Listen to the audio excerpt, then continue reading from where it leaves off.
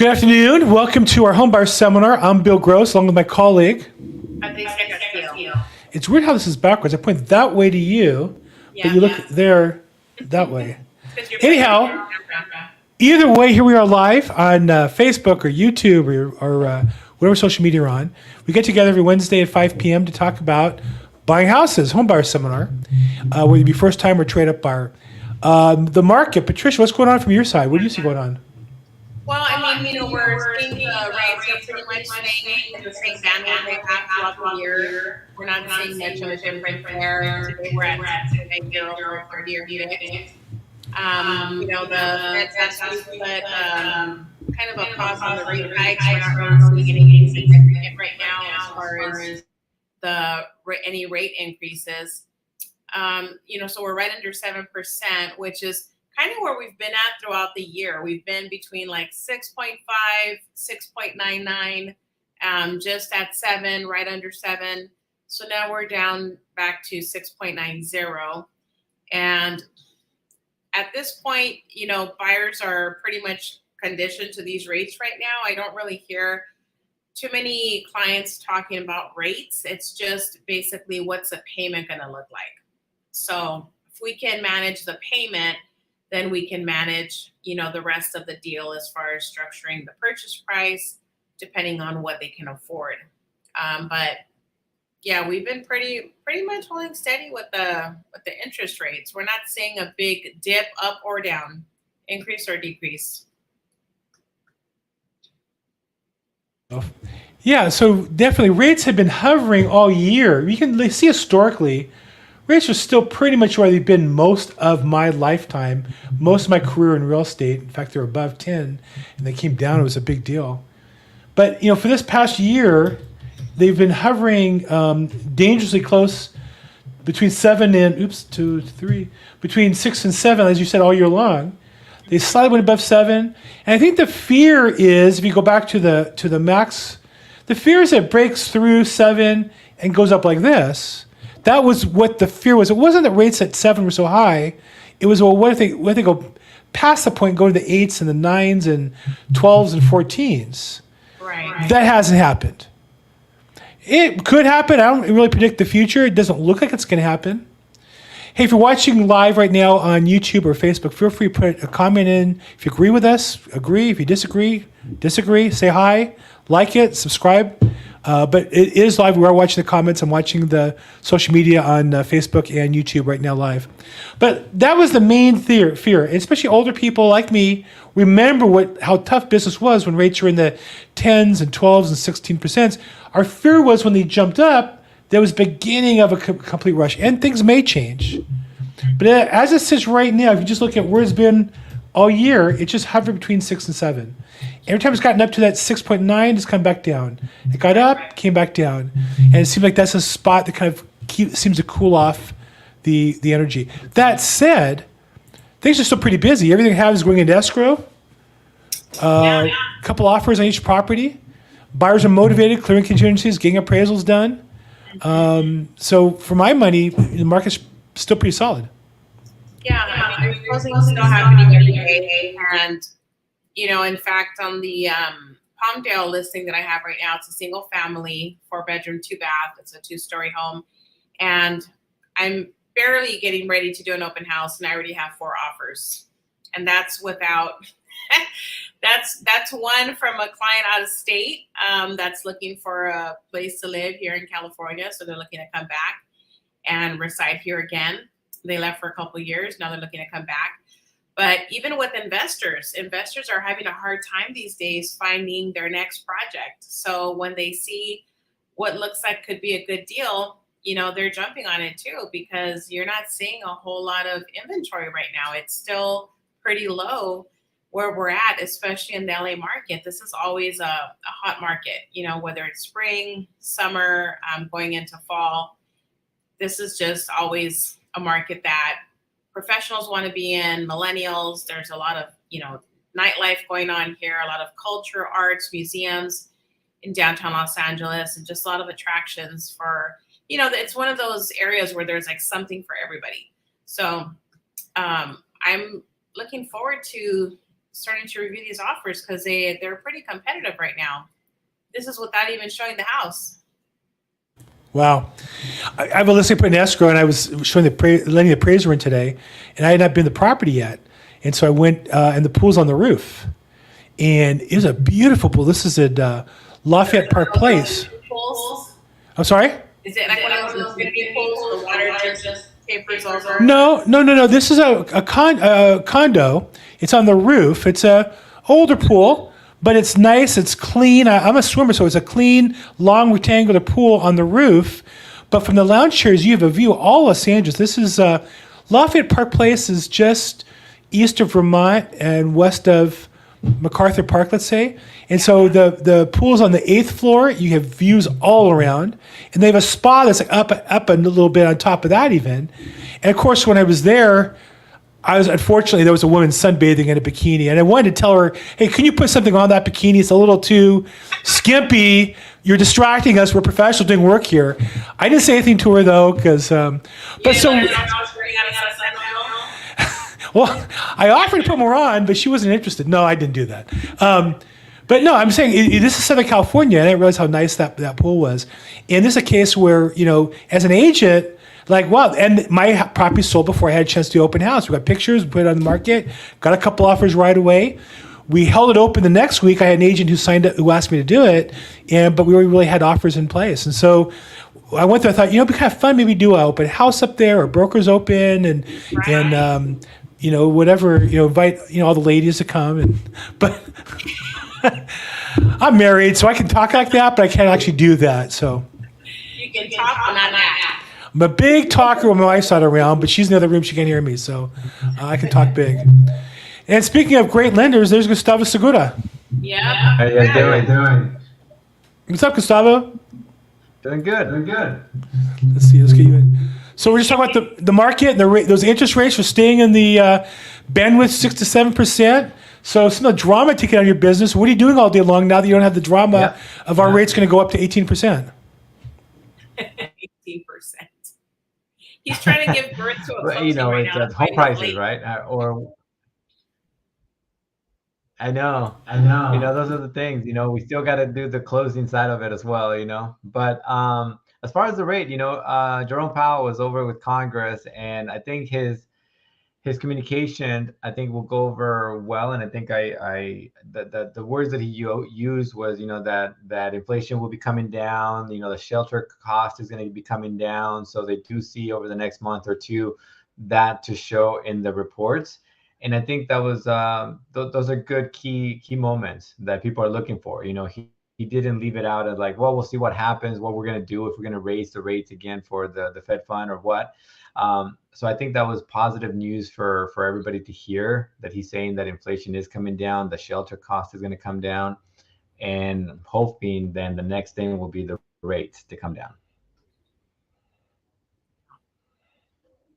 You're muted, Bill. Wouldn't that be nice if rates came down? I mean, it would surely drive more energy, more excitement. But it's right now we're pretty busy. You got a closing. Gustavo and I are working on together. Thanks to Gustavo's help, we're getting close to. We got the roof work done. We're trying to get some painting done here, and then we'll be in the kill zone. It sounds like so. I got that one and some other business, and I know Patricia with all her listings. Can't remember which one she's talking about anymore. Well, this weekend I know your house now, and it was very, very busy, and seeing a lot of other homes on buy as well. So it really depends on the property as far as the buyers that you're going to have coming through. This was a tri-level townhome, and so you have millennials coming in because some of them don't really care too much about having maybe a big yard and a whole lot of maintenance, but they want the interior space. They might be okay with just having a balcony or, a little patio to use for entertaining. But a lot of millennials are still looking into, they're the part of the larger part of the buying market right now. So they're looking at homes that they can get into. And they're also getting gift funds from, parents or maybe a sibling. So I had different scenarios talking to these buyers and just learning more about how they're structuring, their money as far as where they're drawing that from to purchase. So it's a combination of savings, 401k, family helping out. And so it really takes, as they say, a village right now to purchase a home. But as long as you're prepared, that's really what the key is here. And so part of that preparedness is having all of your documentation lined up. And I think that's one of the things we were going to touch on today was when you ask a client for information and you give them a list of things that you're going to need, like your pay stubs, bank statements, W-2s. If you're a 1099, you're going to need full tax returns. But it's best to have one full package than sending in piece by piece, right? So let's say I receive a bank statement today, tomorrow I get the pay stub, and maybe the bank statement's not updated. So now we've wasted time and now we got to go back and, make sure we have the right statement with the updated date on it.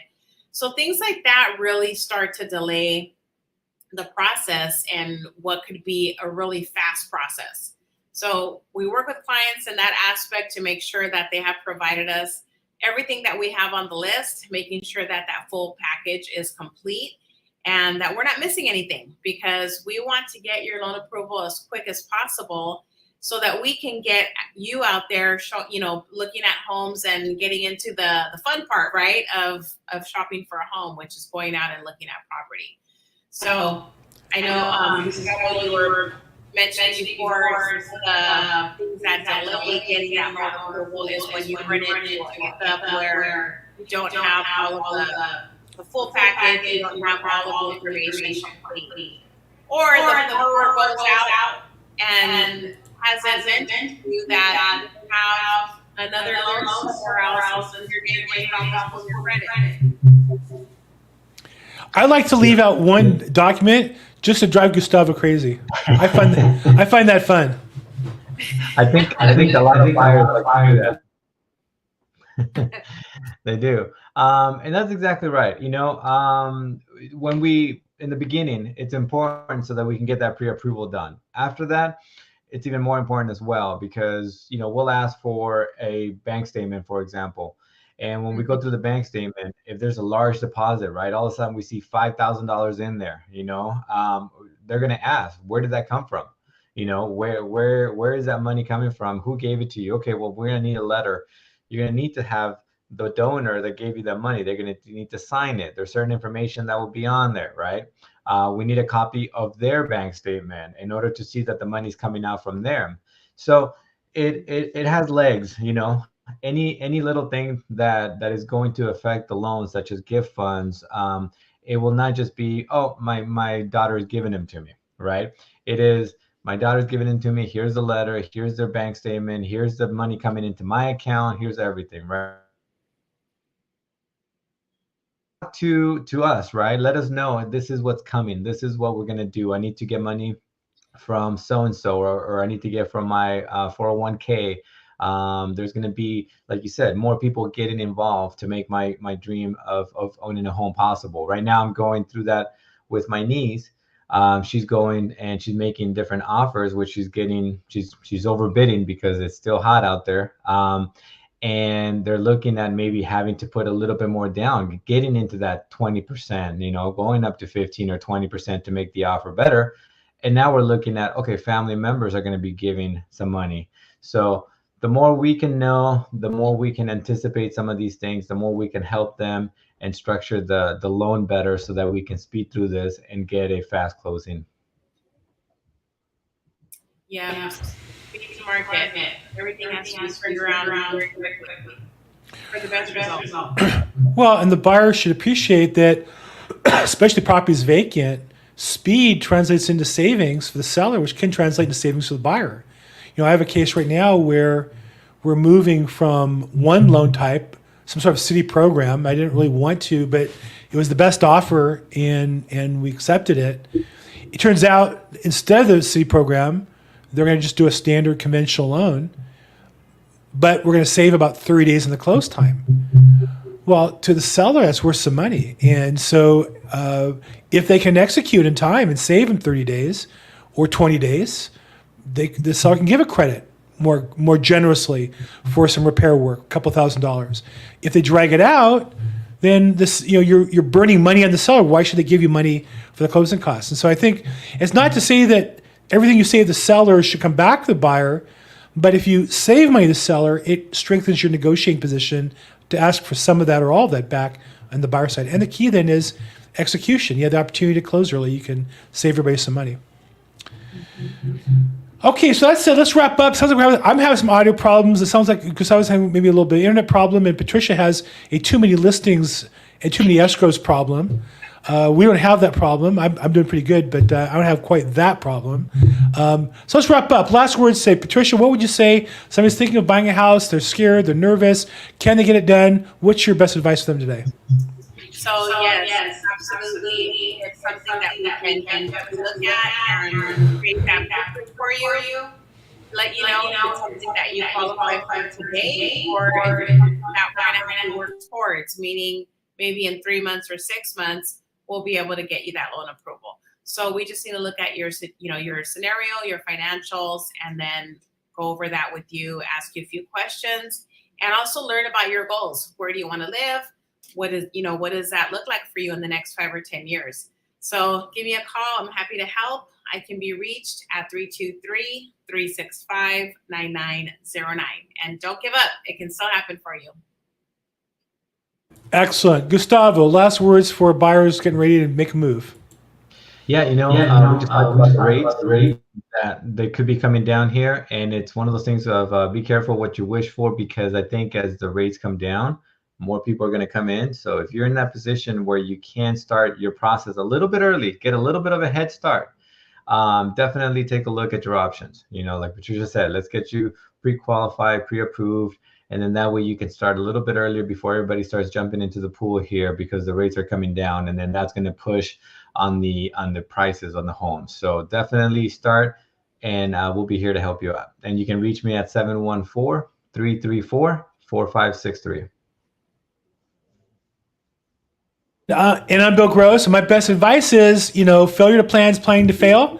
You can achieve your goals, but it takes work. You got to plan ahead and execute the plan. So get together with Patricia or me or Gustavo.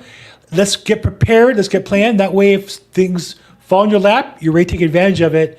It's interesting. I was just talking to a buyer I had last year who bought a property, and she squeezed up a little bit. We were able to negotiate a little bit during the escrow to make her feel good about it. But she put it on the she's an investor, and she just resold the property and made a lot more than she planned on. So why was that? Because she made that extra effort. So in life, everything we do, the extra effort always pays off. So thank you so much. Come back on the program. We do this every week, every Wednesday at 5 p.m. We live stream this to Facebook, YouTube, LinkedIn. Put your questions there, comments there. We'll circle back to you if you're watching a recording. Love to have you come in live if you have questions and participate. As always, make it your best week ever. Thank you, everybody. Thanks, Patricia and Gustavo. Bye-bye. Thank you. Bye-bye. Bye-bye.